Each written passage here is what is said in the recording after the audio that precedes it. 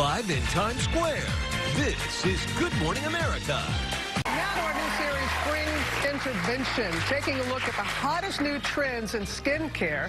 This morning we're looking at, get ready for this, blood cream. Blood cream, yes, it's exactly what it sounds like. It's supposed to help you heal faster and look younger. So what do people think? Becky Worley is on the case for us.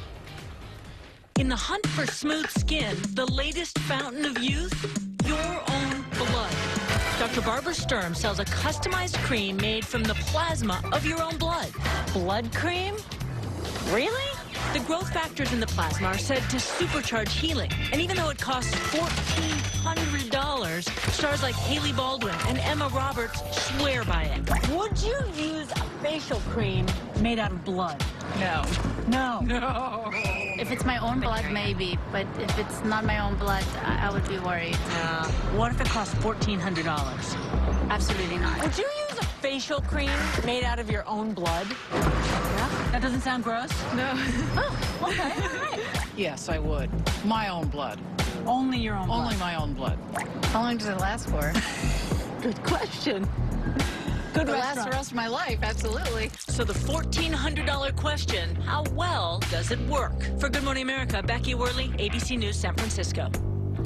Thank you, Becky. A board-certified dermatologist and a good friend of our show, Dr. Whitney Bowe, is here with her verdict. Good to see you. Thank you. So we're really talking about blood here. Well, blood creams rely on something called platelet-rich plasma, or PRP. So take a look at this. Blood is composed of red blood cells, white blood cells, and then a yellow plasma that's naturally rich in platelets. Now, the part you want for young, healthy skin is that PRP, that platelet-rich plasma, because it's thought to stimulate wound healing, and the growth factors in the plasma are thought to trick our aging cells into behaving as though they're young and healthy. But you don't want white or red blood cells to get in there. Those can cause inflammation and even stain the skin. Okay, so how do you know if what you are using is really working? To get an effective blood cream, first you want to make sure your plasma is not contaminated with any of those red or white blood cells. So to do that, your doctor's going to take a sample of your blood. So for today's purposes, we're using a substitute.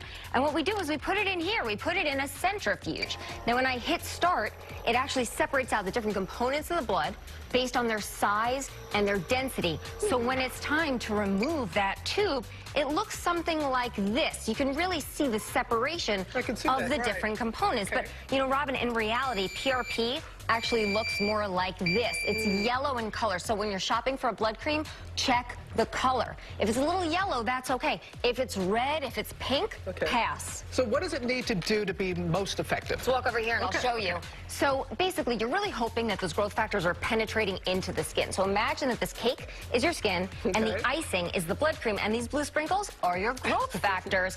Now, when you're rubbing this cream onto the surface of the skin, you're hoping that those blue sprinkles, that those growth factors are penetrating into the skin. But realistically speaking, we're kind of hoping at least they have an indirect effect and somehow communicate with the deeper layers, maybe. So we heard from Becky. How long does it last? That's what people want to know. Yeah, so the answer is we don't really know. We even reached out to Dr. Sturm's team requesting any data showing that these growth factors are stable, active for even, you know, more than a few hours sitting on your shelf. And unfortunately, they said that they provided all the information they could. All right, bottom line it for us. What's your verdict? You know, if you've got $1,400 to spend, it probably can't hurt. But if you're looking for something with some real results, I'd say save the money for a trip to your dermatologist. So what other suggestions would you have if you don't want to spend the $1,400? I mean, there are so many other creams like retinoids, peptides that have been shown to have an effect even when you apply them on the surface. Or you can use PRP procedures in the office, like a vampire facial. Why not? We're talking blood. Why not a vampire facial? Full service here. Dr. Bowe, as always, so good to see you. Thanks for having me.